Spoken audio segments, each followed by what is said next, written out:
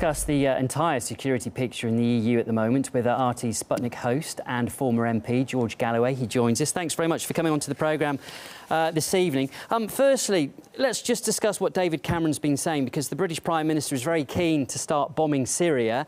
Do you feel, though, this time he'll get enough support within Parliament to do that?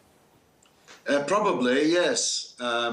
It will be more or less a gesture, because there's no shortage of people bombing Syria already, and it will not be accompanied by a crackdown on Western funding for the groups that are in the same package as ISIS, Al-Qaeda and other extremist groups. Will continue to do that. Our allies in the Persian Gulf and our NATO ally in Turkey will not turn away from their attacks on the Kurdish people and seriously tackle their yesterday allies in the same boat. So it'll be a symbolic gesture, but the war drums are beating. The media is in full, almost fanatical mode, and so I'm sure that the House of Commons will vote to extend the British involvement in the region from Iraq to across the Syrian border. Mr Cameron says it's important that Britain is seen to be doing something. Do you think, or what do you think Britain could do more constructively to help?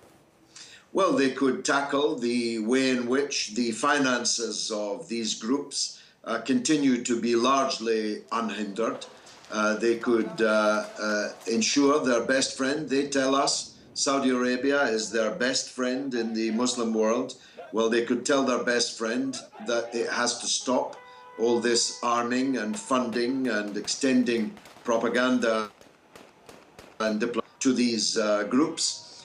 They could do the same, as I say, with their formal NATO ally in Turkey. That would be a far better British contribution.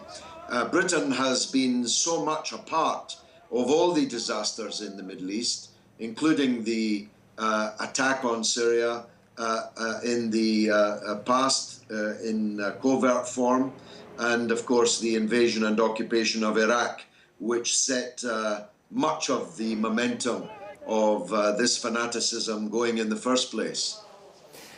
Just to get your opinion on what President Obama has said today. I mean, we saw him talking with Putin at the G20 summit just the last week, and things did seem pretty cordial. But now we're hearing in his latest speech, he's claiming that Russia's campaign in Syria is actually perhaps helping ISIS because it also targets the opposition. What's your view on that?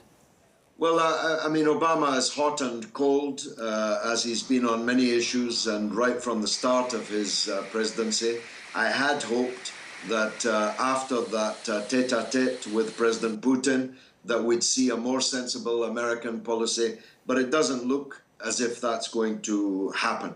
And therefore, all hopes of a genuinely united front against these killers, this death cult, appear to be foundering now. Because if you see Russia and the Syrian government as the problem, then you're certainly not going to come upon the solution. So I'm not sure at what juncture we now stand. We'll get a clearer picture, no doubt, once Mr Cameron brings his motion before the House of Commons. But I don't think we're going to defeat these people anytime soon. You see, they keep talking about the need for bombardment. But as I started out by saying, bombs are not going to solve this problem. They're not solving it yet. In any case, despite all the bombs that are falling. Only a ground war can defeat these people, and there already is a ground war. And we should support the army, the Syrian army, and the Iraqi army, who are in that ground war, and stop assisting the people that they are fighting against. It's really not rocket science, but it appears to be beyond our leaders. And just moving to Europe at the moment now, because obviously people are very concerned about security there and the refugee influx and the possibilities of terrorism that could be linked to that. Do you think tightening borders is the answer?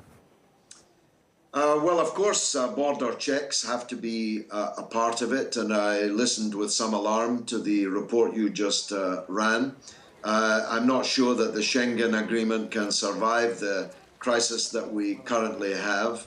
I'm not sure what all this expenditure on intelligence is achieving. There are reports today that virtually every terrorist that's been involved in outrages over recent years was already on the radar of intelligence. And indeed, the so-called mastermind of the Paris events appears to have been able to move between ISIS-controlled territory in Syria and Europe back and forward regularly without intervention, without being stopped. So there are many, many aspects to this whole affair that don't really add up, don't really make much sense.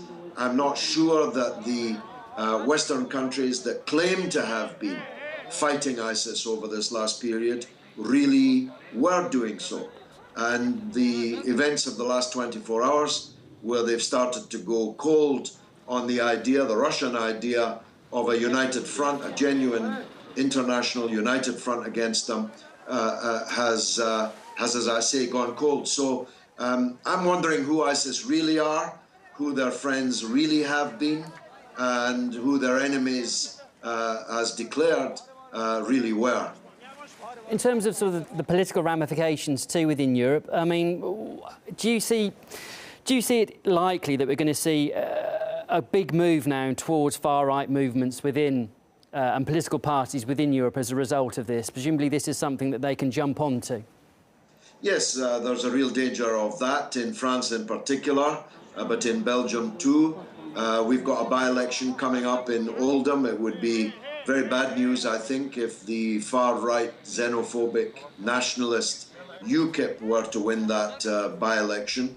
But undoubtedly, the air is full of propaganda, xenophobic, Islamophobic propaganda. Let's go in. It was put to me on the radio this morning by a national radio presenter, we'll be in Raqqa by Christmas. Well, of course, the presenter had no intention of going into Raqqa himself or sending his son there, and appeared oblivious to the fact that whatever strength there is in Raqqa was greatly assisted by the British government that is now claiming they will be in Raqqa by Christmas.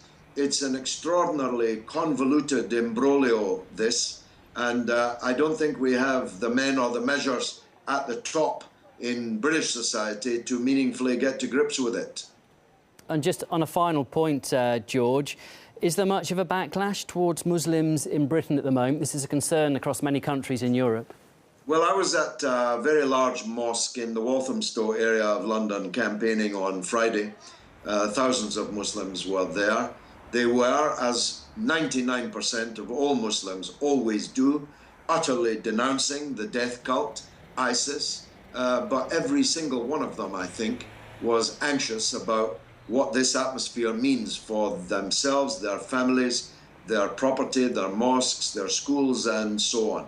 It's a very, very dark moment that we have arrived at in world history, and those who are responsible for it will be condemned forever in history, I believe. OK, look, good to talk to you. We have to leave it there. That was George Galloway, host of Sputnik and a former MP. Thank you.